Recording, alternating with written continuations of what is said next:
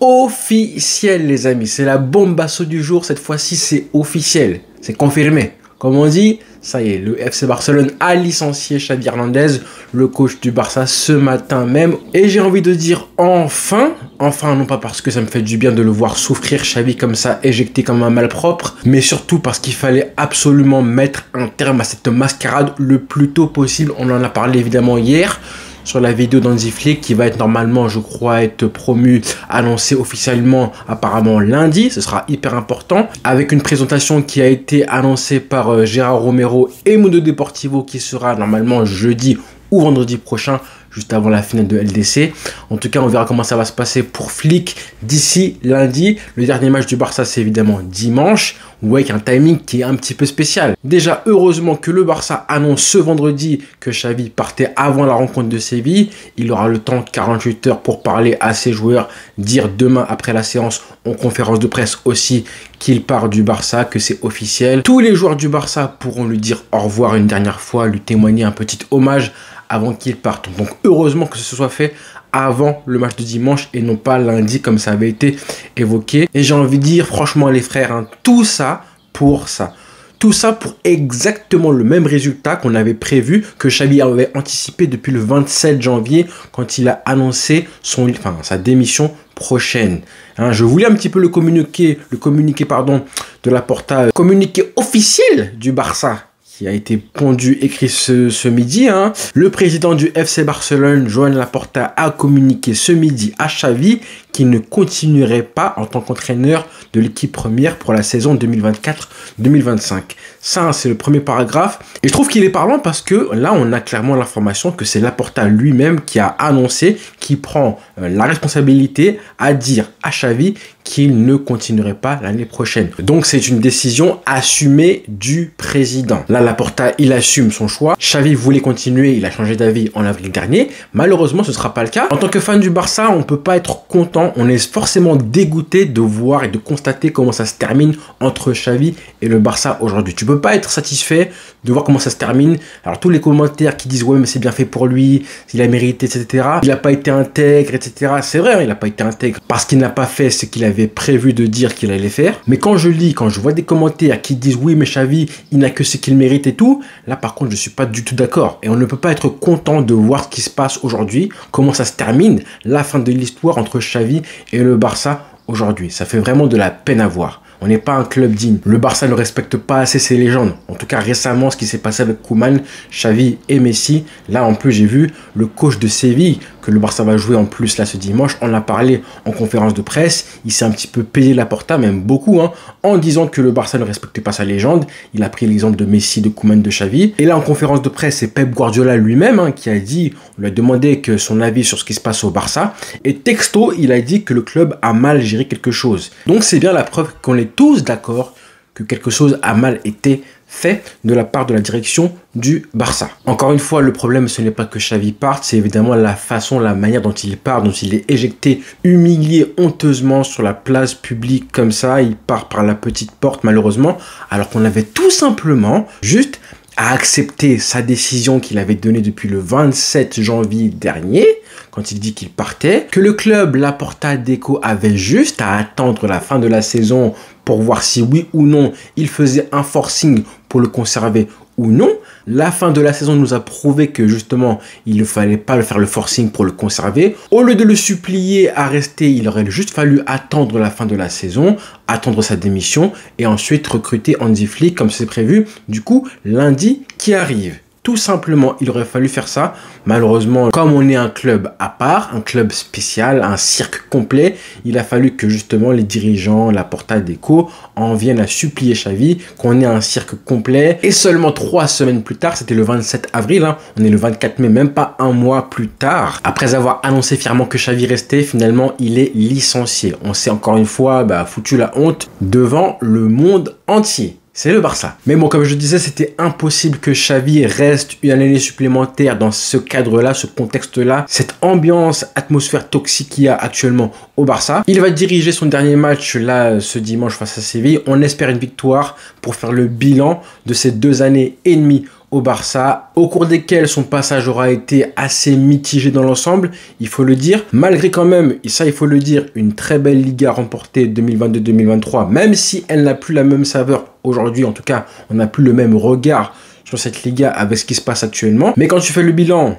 une Liga remportée, une Super Coupe d'Espagne remportée face au Real Madrid en finale. 141 matchs à la tête du Barça. Dimanche, ce sera le 142e. Pour l'instant, 89 victoires. Ça fait un pourcentage de 63% de victoires avec le Barça en tant qu'entraîneur. Ça, en ce qui concerne les résultats bruts, j'ai envie de dire, c'est un chiffre qui est assez positif. Maintenant, si je continue sur mes résultats bruts, on va pas oublier ce qui s'est passé en Ligue des Champions. L'élimination en 2021, même si c'était Koeman le grand responsable, là avec la poule de la mort, Benfica, Bayern et tout.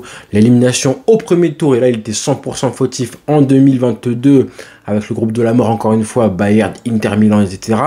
Et là 2023, même si tu vas en quart de finale, tu te fais éliminer d'une façon qui fait tellement mal. Sans oublier les autres humiliations, les gros matchs, le Real Madrid qui prend tous les titres, les classicos perdus d'affilée, 3 classicos perdus, puis dans le jeu, voilà, on s'est assez ennuyé. Les purges dans le jeu, même l'année où tu prends la Liga, le nombre de fois où le Barça a gagné 1-0, des clean sheets, des victoires un petit peu de raccro, ça on n'a pas oublié. Sans oublier les choix très contestés en termes d'effectifs, les joueurs qui ont été un petit peu les chouchous de Xavi, les Ferran Torres et j'en passe, les Sergio Roberto, les Marcos Alonso et j'en passe, et encore beaucoup de joueurs qui ne montraient pas forcément qu'ils avaient le niveau au Barça mais qui étaient conservés, et on se demandait pourquoi. C'est vraiment dommage parce que je pense vraiment qu'il y avait largement de quoi mieux faire pour Xavi. Je pense qu'il est passé parfois à des moments clés des saisons du Barça, comme par exemple face au Bayern Munich à l'extérieur, le premier match de Ligue des Champions, le deuxième je crois, il y a 1 an et demi de ça, comme lors du Classico, là en début de saison face au Real Madrid à domicile,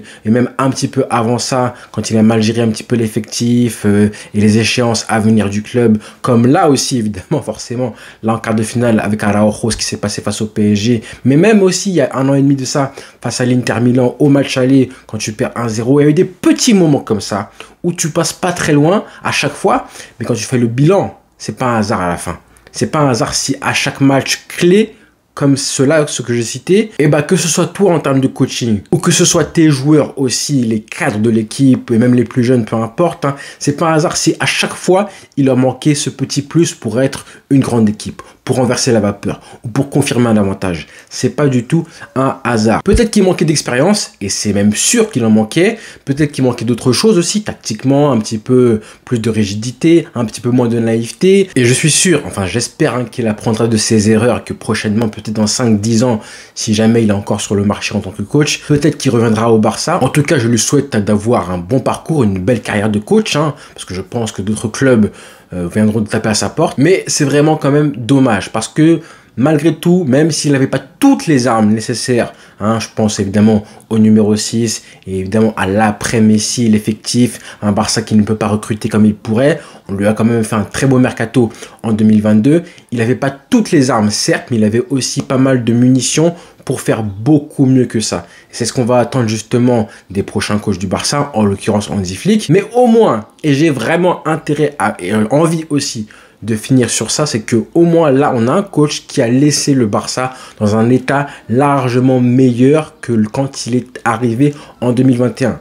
Et ça c'est rare. Honnêtement, c'est très rare parce que les derniers coachs du Barça, quand tu fais la liste, Koeman, Setien, Valverde, tous en fait, sans exception, jusqu'à Luis Enrique, en gros depuis 2017, tous les coachs qui sont passés au Barça ont laissé le club dans un état largement plus claqué que quand ils sont arrivés. Là, on a un coach qui a réussi justement la phase de transition, l'année de transition où tu devais un petit peu redémarrer le cycle du club. Maintenant, la deuxième phase, je pense que le prochain coach, là, Hansi Flick, pourra justement profiter du travail de Xavi, initié par Xavi, déjà avec les jeunes, parce que le nombre de jeunes de la Masia qui ont été sortis par Xavi, j'ai rarement vu ça.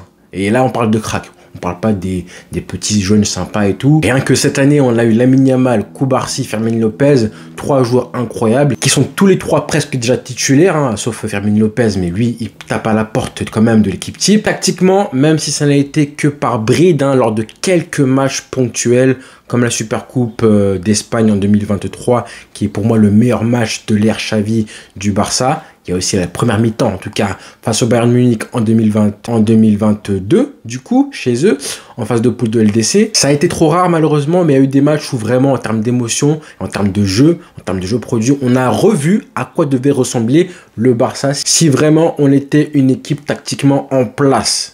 Qui était cohérente. Si le Barça avait un vrai projet de jeu, une vraie vision footballistique cohérente, on devait ressembler à ce qu'on a vu malheureusement trop peu de fois. Mais on l'a vu. Et quand on l'a vu, du coup, ça a procuré pas mal d'émotions.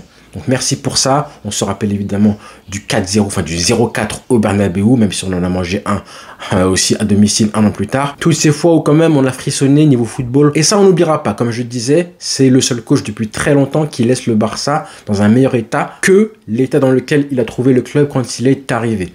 Et ça, mine de rien, merci à lui. Sauf que là on est au Barça. On est au Barça et le niveau d'exigence, tu peux pas produire ce jeu-là 1% du temps. Ça devrait être 80% minimum, un match par-ci, une mi-temps par-là, c'est juste ridicule. Le niveau d'exigence n'est pas celui, c'est impensable, inimaginable, inconcevable de se contenter de ce qu'on a eu. La différence, le rapport entre le niveau d'exigence qu'on devrait avoir et ce qu'on a eu sur le terrain, un bon match par-ci, un bon match par-là, tous les 2-3 mois, et parfois même au cours du même match, plein d'irrégularités, on commence bien les rencontres, on les termine mal, on se fait peur, les entames de match compliqués, on revient au score, etc. Bref, voilà, à la fin, ça se termine comme ça s'est terminé avec une saison blanche et un bilan et une saison 2023-2024 absolument catastrophique. Maintenant, il faut passer à autre chose, je parle aux supporters du Barça. L'essentiel, c'est de voir un petit peu l'avenir devant, ce qui va se passer en Hansi Flick. En plus, je viens de voir à l'instant que Fabrizio Romano a confirmé comme quoi c'était here we go. Donc je pense que dans les prochaines heures, prochains jours, d'ici lundi peut-être, on aura la confirmation, l'officialisation. En tout cas, merci à toi, boss Xavi Hernandez. Bonne continuation, vraiment. Parce que voilà, c'était quelque chose quand même d'émouvant et à la fois beau, mais aussi dur. C'était des moments très durs de voir les supporters cracher autant, le critiquer, la presse et tout. Vraiment, c'est pour ça que je ne veux, à aucun moment de ma vie, je voudrais voir Messi coach du Barça. Vraiment, c'est la pire chose qui pourrait arriver. C'est vraiment quelque chose que je ne veux pas voir de mon vivant. Parce que c'est tellement dur de voir quelqu'un que tu as admiré autant en tant que joueur se faire critiquer comme ça. Faut avoir les épaules larges, mais bon, c'est le football. Et à la fin, comme je disais, ça devenait impossible pour lui de rester. Et moi-même, je voulais qu'il parte parce que dans les conditions actuelles, rester au club, c'était juste inimaginable. Donc à la fin, il faut penser non pas la priorité à laquelle il faut penser, ce n'est pas le bonheur de Xavi, ce que dit Laporta, c'est vraiment le bonheur du club actuellement. De quoi le club a-t-il besoin là, au moment où je parle, où je fais la vidéo? Et évidemment, c'est que Xavi parte, qu'il soit remplacé par un nouveau projet, un nouveau coach et une nouvelle vision. On va en parler très bientôt, évidemment. J'ai plein de vidéos prévues sur Hansi Flick qui sont déjà en cours d'écriture. Donc restez connectés et évidemment abonnez-vous, activez la cloche parce que j'espère en tout cas que vous allez vous régaler. Voilà les frères, bon week-end à tous. Ciao.